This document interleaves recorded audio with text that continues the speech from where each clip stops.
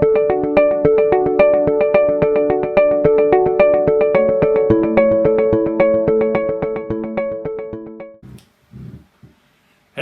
Hello. Good morning. Good morning. It's Monday. Oh no, they killed Kenny. Oh my word. We're both hat-wearing people today. Because it's early and Labor Day. Apparently there's going to be a lot of labor done today. Or none at all. Or you could do some labor on your marriage. Oh yeah. Okay, so we did the 100s. This is the 200s. So technically this would be 201. I had somebody complain about the numbering that I used before, but I'm not a college professor me? and I don't care. Besides me? Besides you. Yeah. And you know who you are. If you have the curricular numbering situation, let me know and I'll change them all, but I thought 201, it's fine. 105, Whatever. Like you said, we're not college professors. 480. Okay, anyway, so today we're talking about the list. So this whole course, the 200 level, are practical things that you could do to strengthen your marriage. Mm-hmm.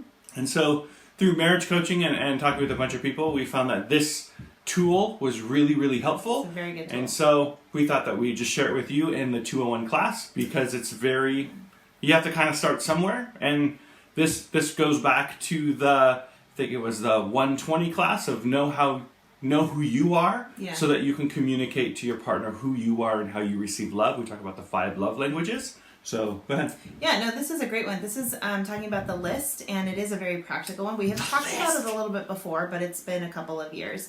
But this should have just reused that video. No. We're just recycling. But no, if you haven't done this before, this is a really good thing to do to strengthen your marriage. Write down, start with just maybe 3 things, maybe 5. If you can come up with 10, 5. would be great. Just but 5. Try 5 Not to begin 10. with. Just 5. Okay, if you've There's never a done reason. it before, 5. start. Well, then why am I talking? I'm just joking. Good grief. So start with the 5 things how you feel loved. And this is going beyond love language. Don't just say, I feel loved when I feel secure. What does that mean? That's what does not that one. exactly look like? That looks like Tim making sure the house is locked up at night, setting the alarm, making sure that all the kids are safe. That's a 1. That's a very tangible I way feel to love when you me make me feel secure, and this is how you do this it. is how you do that. Yeah. You don't talk bad about me in front of other people or put me down. You pump me up. That's making me feel secure in my marriage and in my relationship. All these things. Whether I'm there or not. Yeah, you can't just say I just want to feel loved. What does that look like to you? That means coming in, looking me in the eye when you come home from work, hugging me, kissing me, and spending just 30 seconds and just, I am the first person that you want to see when I get home from work or when your husband comes home or whatever it is. These are tangible things. Actually, write them out. This is what makes me feel. And if you don't know what makes you feel secure, or feel loved, think about what they may do or not do that you don't feel loved from. I really hate it when they do this. I don't feel loved. Okay, so then turn that around. The opposite would be the thing that makes you feel loved. What does this make you feel? And then put it on your refrigerator. And it's okay for your kids to see this. I mean, unless there's a lot of really graphic or sexual things on it. I feel loved when you do stuff in the morning when I'm happy. But even then, I'd put that on the fridge. Just don't use those terms. Make a list of these things. Yeah, and part of expectations too. The issue that when we do marriage coaching and talking to people, part of the thing is like, really, you want to put that on the fridge? I'm like, oh, is it horrible that your kids see that you're working on your marriage? Right. I mean, let them see. Hey, it's not perfect. It's not always perfect. You guys are going to fight. They're going to know that you fight. But if there's kind of that constant reminder of, hey, Mom feels love when Dad does that, and Dad just kind of keeps doing that. Wow, that's a great example for your kids to know. Oh, okay. There's a communication. There is work that has to happen for my parents to be happily married. Absolutely. And if they don't see that any of the work, which we tend to hide as adults, they just think it magically happens. And this isn't magical. This is hard work. Yeah. Look at her. I put in a ton of hard work. Maybe not with the hair today. Around. But I know. Well, you're like, let's do a video, and I'm like, well. So the reason why I want to limit you to 5, it's because all 5 things need to be practical and obtainable, tangible, tangible. doable. I I don't know how I feel loved. Well, then if you don't know how you feel loved, then neither does your spouse. Yeah. And that's a big deal. And so maybe you should spend time on wondering how you feel loved.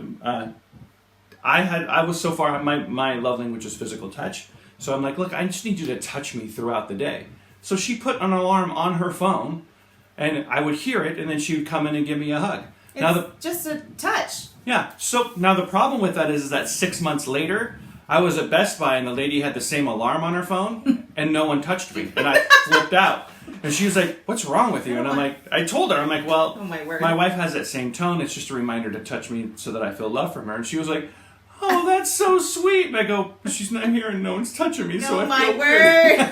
My word. And that's how it becomes awkward at good. Well, that's Best Buy. a psychological, Right away. So now when I hear that tone, it's like, I'm going to feel love soon. And so you don't have to go to that extreme, but you kind of get the idea of, here are the things that she can do to make me feel loved and cherished in this marriage. And here are the things that I can do for her to make her feel loved and cherished in this marriage. And then...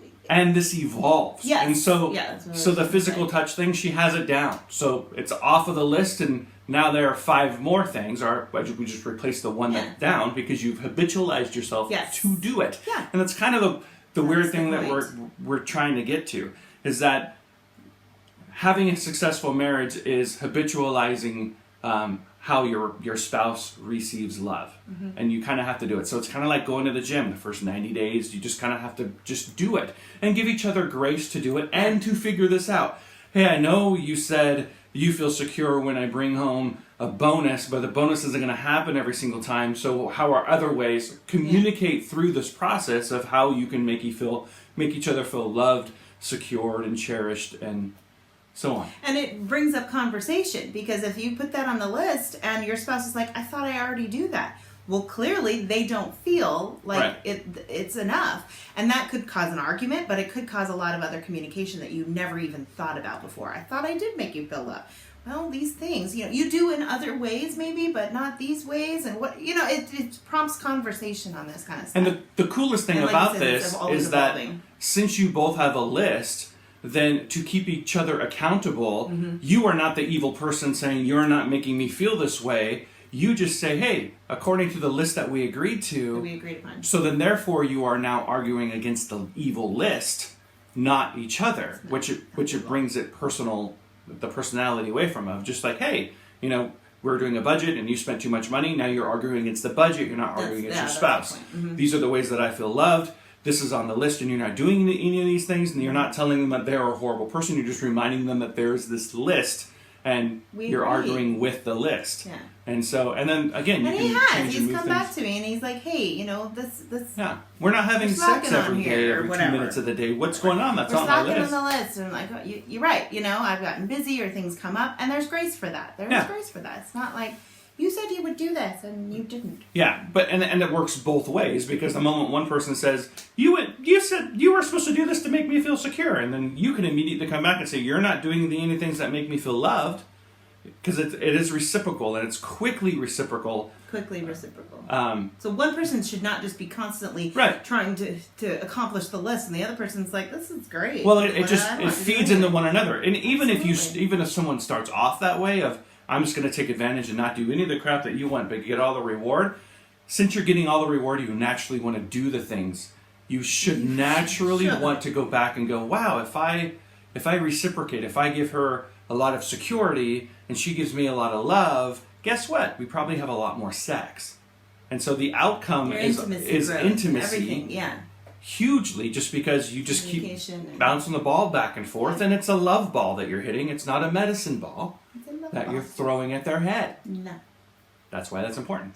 So make a list of 5 things. Put them on your fridge, and they need to be tangible things that the person can do. Not, I just want to feel loved. Not that I just want to feel secure.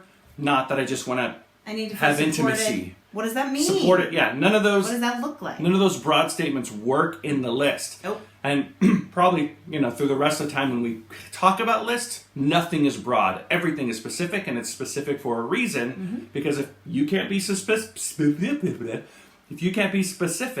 then you can't expect your spouse to do the things that we can't read your mind. Right. Of exactly. I've been trying to read your mind, and the only thing I get is carrots. I don't know why. And in the back deep recesses, it's I love beets. But that's about it. We can't read your mind either direction. You are weird. I don't even know where that came from. All right, guys, we love you. Have a great Labor Day, great Monday. Labor Day. And Monday. feel free to message us at any time. Yep, if you want some help or coaching, PM us. Or DM us. We're on Instagram and Facebook, and we have a private Facebook group if you want to join. This is also on iTunes podcast. We're just blowing it up everywhere. We're trying, and on YouTube's. We're on the tubes. We're on the tubes. The tube boobs. Okay, we All love you guys. Love you. Bye. See you later.